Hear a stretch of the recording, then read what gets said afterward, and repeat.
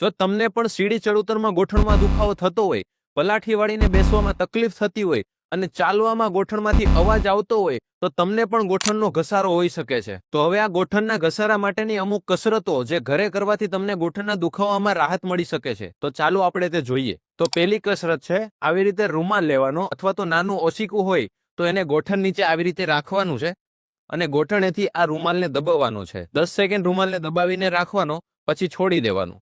આવું 10 વખત કરવાનું છે. હવે બીજી કસરતમાં આ જે રૂમાલ છે એને પગના પંજા નીચે રાખવાનો છે, પછી પંજાને ઉપરની સાઈડ ખેંચવાનો, 5 સેકન્ડ હોલ્ડ રાખવાનો, પછી નીચેની બાજુ ધક્કો મારવાનો, 5 સેકન્ડ હોલ્ડ રાખવાનો અને પછી પંજાને અંદરની સાઈડ 5 સેકન્ડ રાખવાનો અને પછી બહારની સાઈડ 5 સેકન્ડ રાખવાનો. આ એક્સરસાઇઝ 10 થી 15 વખત કરવાની છે. ત્રીજી કસરતમાં આવી રીતે મોટું ઓશીકું લેવાનું છે.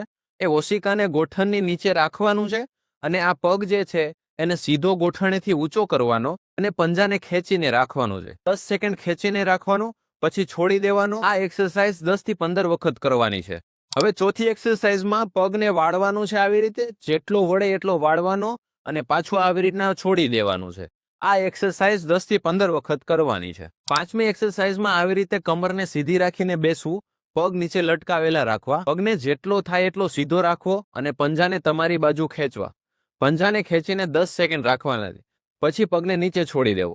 આ એક્સરસાઇઝ 10 થી 15 વખત કરવી. જો તમને પણ ગોઠણનો દુખાવો હોય તો આ એક્સરસાઇઝ દિવસમાં 2 થી 3 વખત કરવી અને આ વિડીયોને વધારેમાં વધારે લોકોને શેર કરો કે જેને ગોઠણનો દુખાવો હોય તો તે ઘરે બેઠા એક્સરસાઇઝ કરીને ગોઠણના દુખાવાને દૂર કરી શકે. તમને પણ જો કમરનો દુખાવો હોય, ડોકનો દુખાવો હોય, ગોઠણનો દુખાવો હોય તો આજે જ વિઝિટ કરો ધી સ્પાઇન સ્ટુડિયો. અમે અહીંયા દવા અને ઓપરેશન વગર કાયરોપ્રેક્ટિક થેરાપીથી સારવાર કરીએ છીએ. તો આ નંબર ઉપર આજે જ કોન્ટેક્ટ કરો અને એપોઇન્ટમેન્ટ બુક કરાવો.